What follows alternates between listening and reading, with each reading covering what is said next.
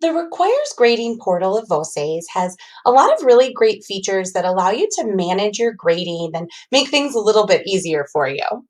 To start, click on the Teachers panel, then the graph icon to open Grading and Results. This will typically open up into Requires Grading unless you were in a different section the last time you had Grading and Results open. If you're somewhere else, just click Requires Grading here on the left. You'll see some options for sorting here at the top.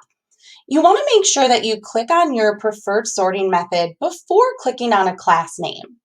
So here I might click Sort by Assignment or Sort by Student, and then click on my third hour class because I can see there are 2 assignments waiting to be graded.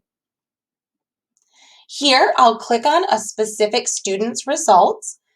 That will show me the question, the answer key, as well as the student responses. Here I can click on the red X to change that to a green check and give the student full credit for the question. I can also leave notes. I may say next time write in Spanish, or you may give feedback on accent usage, anything specific to that question. And then you would simply continue down the page correcting the rest of the word.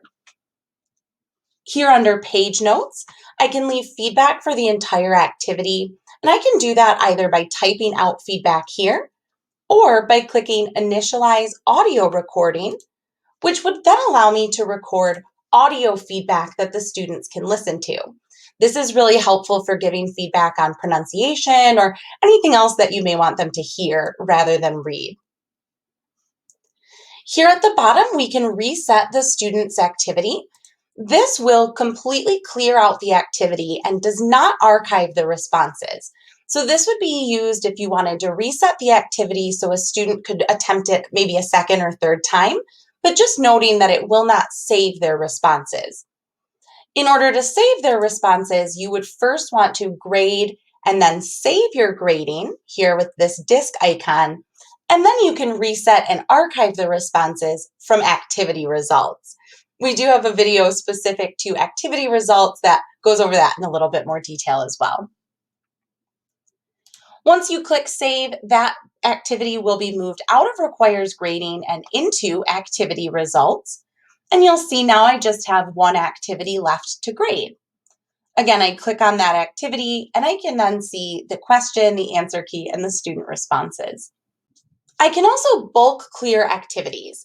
So if I wanted to clear out the entire Requires Grading section, I can do that by clicking on the box next to any activities I want to clear out, and then clicking Mark All Correct. That will give each student a 100% score on all of the activities that are listed here. If I leave that blank, it will just clear that out of Requires Grading, but it will not be graded. So the students will still not see any feedback or any grade for the activity, but it will clear it out of your Requires Grading list. We can also clear just our late auto-graded activities. Any automatically graded activities that students turn in after a due date, whether it's a soft deadline or open-ended deadline, will show up under Requires Grading by default. If I click Clear Late Auto Graded Only, those grades will stand as the auto grading, set them.